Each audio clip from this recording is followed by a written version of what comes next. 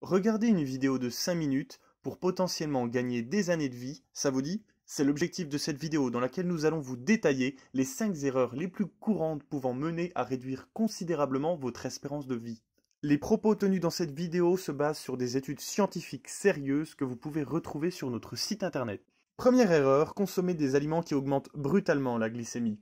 Certains aliments comme le pain blanc, les aliments faits à partir de farines raffinées ou les sucreries augmentent rapidement et considérablement le taux de sucre dans le sang. Par la suite, cette forte augmentation de la glycémie aura pour conséquence une augmentation brutale de la production d'insuline, l'hormone qui permet le stockage et l'utilisation du glucose. Donc non, si vous mangez un morceau de pain, vous n'allez pas mourir dans d'atroces souffrances les 15 minutes après.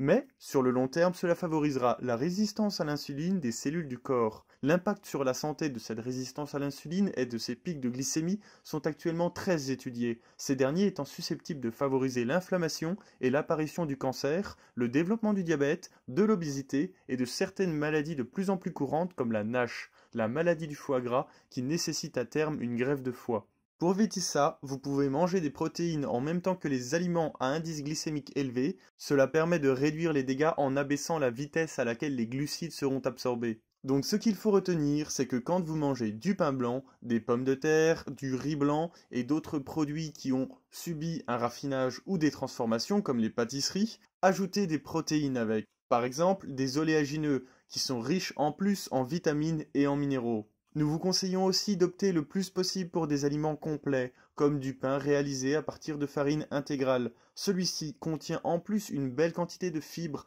permettant de lutter contre l'apparition du cancer colorectal, un des cancers les plus meurtriers dans notre société moderne. Vous pouvez retrouver tous les aliments qui augmentent brutalement la glycémie via le lien disponible en description. La deuxième grosse erreur que l'on retrouve régulièrement est de consommer trop d'oméga 6. Si vous regardez la télé, on vous a déjà rabâché beaucoup de choses sur les oméga machins, mais au final, vous n'avez peut-être rien compris. Pour résumer, ici, on va parler des oméga 3 et des oméga 6. Il est conseillé d'équilibrer la quantité d'oméga 6 et d'oméga 3 consommés, à savoir pour 3 à 4 grammes d'oméga 6, il est optimal de consommer environ 1 gramme d'oméga 3. Si vous avez consommé trop d'oméga 6, ce qui est malheureusement trop souvent le cas, vous augmentez vos risques d'infarctus ou même de développer un cancer, cet acide gras étant inflammatoire. Les aliments concernés par une forte proportion d'oméga 6 sont l'huile de tournesol, les graisses animales, les frites ainsi qu'une grande partie des produits transformés, comme la plupart des pâtes à tartiner et gâteaux apéritifs. Pour équilibrer le ratio oméga 3-oméga 6, vous pouvez consommer des oméga 3, notamment présents dans l'huile de colza, les noix, ou encore du poisson qui contient des oméga 3 spécifiques qui sont les principaux constituants de notre cerveau. Si vous désirez en savoir plus sur ce ratio, je vous ai mis un lien dans la description. Troisième erreur, malheureusement très répandue, c'est d'avoir une alimentation trop acide. Alors, certes, quand on est jeune, cela ne pose pas trop de problèmes, le corps arrive encore à équilibrer les variations.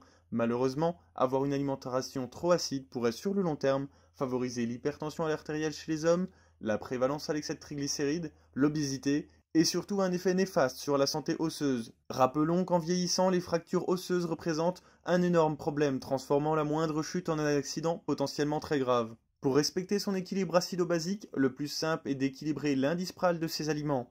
Les aliments qui contiennent beaucoup de protéines et de phosphore, comme la viande et le fromage, sont acides pour l'organisme. Ils ont un indice pral élevé, tandis que ceux qui contiennent plus de minéraux alcalins, comme les légumes et les fruits, sont dits basiques. Donc, pour respecter son équilibre acido-basique, il ne faut pas oublier de consommer des fruits et légumes pour apporter des minéraux basifiants à son organisme. Vous avez un lien disponible en description pour en apprendre plus sur cet indice très utile en nutrition. La quatrième erreur n'est pas des moindres, étant donné qu'elle favorise potentiellement le raccourcissement de la durée de vie ainsi que l'apparition des rides. Il s'agit là de ne pas consommer assez d'antioxydants. Les antioxydants permettent de neutraliser les radicaux libres. Les radicaux libres sont des molécules instables qui sont produites naturellement par notre corps, notamment lors de la respiration. Elles peuvent aussi être créées à cause d'autres facteurs environnementaux, comme le stress ou l'inflammation. Ces radicaux libres ont besoin d'être neutralisés par les antioxydants au risque de provoquer des dommages à d'autres molécules du corps, notamment à l'ADN, provoquant potentiellement un fort vieillissement de nos cellules et peut-être même l'apparition d'un cancer suite à la mutation génétique de nos cellules.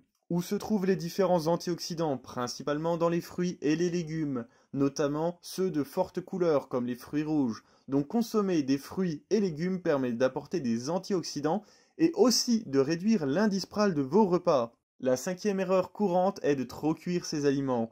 Outre le fait que la cuisson fait perdre une partie des minéraux et des vitamines, elle est problématique quand elle a lieu de manière excessive en raison de la création de composés potentiellement cancérigènes, comme l'acrylamide. Par exemple, les pommes de terre voient leur teneur en acrylamide considérablement augmenter lors d'une cuisson importante. De plus, la forte cuisson a tendance à augmenter l'indice glycémique des aliments, mais aussi à les rendre plus acides en faisant perdre une partie des minéraux alcalins. D'autres vidéos seront publiées sur ces différents sujets, n'hésitez pas à vous abonner pour être averti de leur sortie. Si vous avez apprécié cette vidéo, mettez un petit pouce positif, cela nous permet de voir quels sont les sujets qui vous intéressent le plus. Surtout, partagez cette vidéo avec votre famille et vos proches, cela pourrait grandement les aider. Merci à tous pour votre visionnage.